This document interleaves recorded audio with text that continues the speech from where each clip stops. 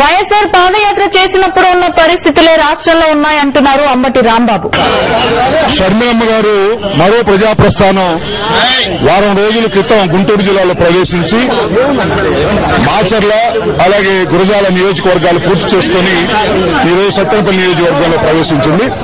దీంతో ఎక్కడికి వెళ్లినా ప్రజాదరణ నేను చెప్పవలసినటువంటి అవసరం లేదు.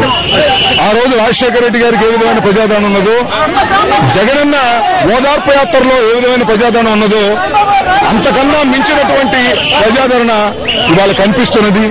యువకులు, విద్యార్థులు, వృద్ధులు, ముఖ్యంగా మహిళలు బారులు తీరి రోడ్లకు ఇరువైపులా నుంచొని షర్మిలక్క షర్మిలక్క అని పిలుస్తున్నప్పుడు నిజంగా ఎంతో ఆనందం, అదేవిధంగా కొంత బాధ.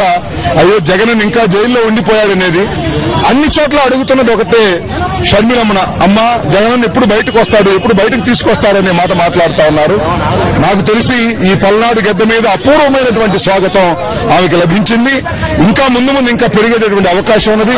సత్తెనపల్లి నియోజకవర్గంలో ప్రవేశించిన దగ్గర నుంచి కూడా అపూర్వమైనటువంటి స్పందన ప్రజలకు కనిపిస్తా ఉన్నది. షర్మిల ప్రతి ఒక్కరిని పలకరించుకుంటూ వారి సమస్యల్ని తెలుసుకుంటున్నారు, దగ్గరుండి పరిశీలిస్తున్నారు.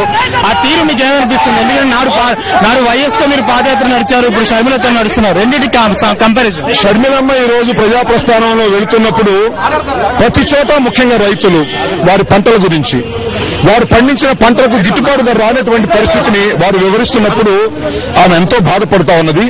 దీనన్నిటికీ పరిష్కారం రాజన్న రాజ్యం రావాలంటే జగనన్న త్వరలోనే విడుదలవుతాడు, రాజన్న రాజ్యం తీసుకొస్తాడు, మీ కష్టాలన్నీ తీరుతాయని.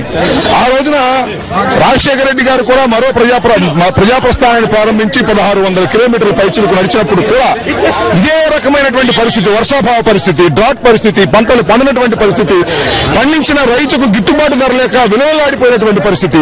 ఆ రోజు చంద్రబాబు నాయుడు ప్రభుత్వం ఏ విధమైనటువంటి దౌర్భాగ్యమైన పరిస్థితుల్లో ప్రజలకు మేలు చేయలేని పరిస్థితి ఉన్నదో, ఇవాళ సేమ్ కిరణ్ కుమార్ రెడ్డి ప్రభుత్వం కూడా ఆ రోజు చంద్రబాబు నాయుడు ప్రభుత్వాన్ని గుర్తు చేసేటటువంటి తీరులో కనిపిస్తా ఉన్నది అనేది ప్రజలందరూ ఆవేదన. వీటన్నిటికీ పరిష్కారం జగనన్న ముఖ్యమంత్రి కావడం,